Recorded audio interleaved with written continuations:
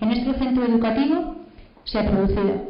Y ahora nuestro niño pues está libre de la violencia que padecía en el antiguo centro escolar, está mejor, simplemente con la salida del lugar donde recibía esas conductas de maltrato frecuentes, y allí quedarán, demasiado fuerte, y allí quedarán, perdón, estaba agobiando, y allí quedarán en el colegio del que ha salido, allí siguen quedando los autores de esos niños que han aprendido que la violencia es rentable, que son un gang de acoso, que no han recibido la suficiente sanción y que están a la búsqueda de nuevos chivos expiatorios.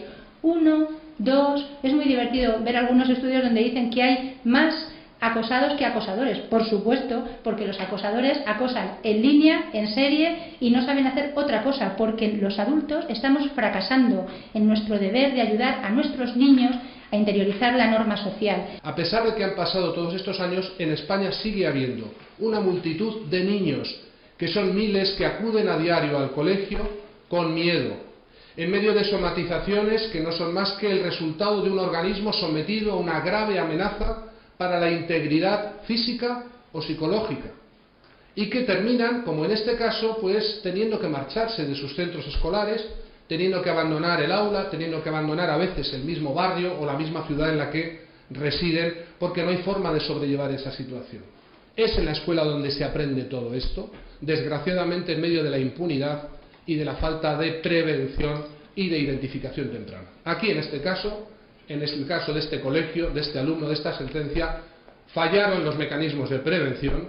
Cuando los padres denuncian esta situación al centro, el centro pone paños calientes, dice que va a hacer, pero no hace, dice que está haciendo, pero no está haciendo, y finalmente se produce, como siempre, la salida de la víctima del entorno educativo en el que se encuentra, que es el remedio final, el remedio último, pero siempre es un mal remedio, es un remedio que le cuesta a la víctima, que le cuesta a la familia, que le cuesta a los que no debería costarle, que no son ni mucho menos los responsables del problema, sino los que lo sufren.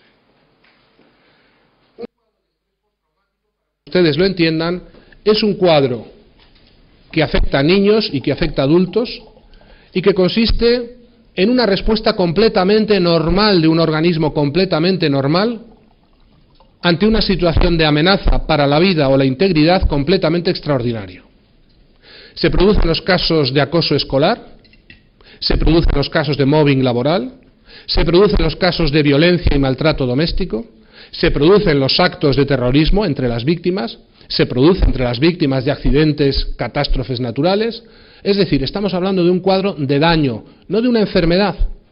El niño que sufre acoso escolar suele desarrollar síntomas de estrés postraumático, como es este caso. Y esos síntomas de estrés postraumático, si no se atajan, si no se evalúan, si no se tratan, se cronifican.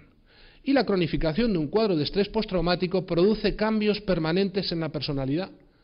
Produce que un niño anteriormente alegre, un niño que anteriormente disfrutaba de la vida, un niño que era un buen estudiante, un niño que jugaba normalmente con otros niños, se retrae, vive con miedo el retorno al colegio. Vive los domingos por la tarde y los lunes por la mañana o a la vuelta de las vacaciones con una angustia formidable, somatizando todo tipo de dolores extraños, de esos fenómenos poltergeist que los padres de los niños acosados conocen, que le duele la tripa, que le duele la cabeza, que tiene miedo, que llora, que se arrastra, que no quiere volver a ese lugar donde es victimizado. El niño sabe muy bien lo que le espera. El organismo del niño sabe muy bien lo que le espera.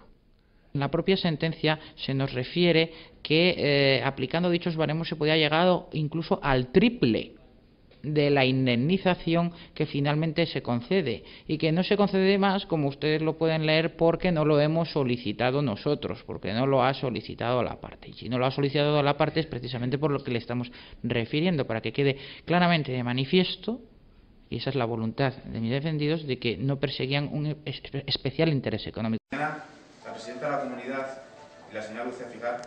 Entonces, aquí tenemos un colegio que curiosamente se llama Amor de Dios. Antes decía que si nosotros emitíamos informes, nosotros no emitimos informes.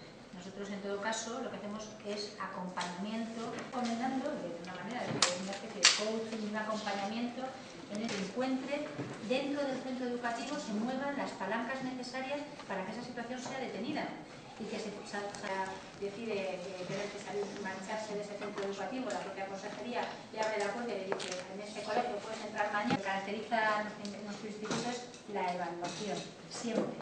Medimos todo.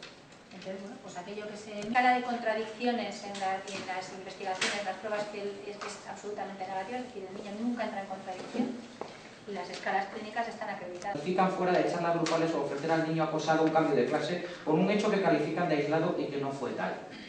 Eso... ¿Otra pregunta?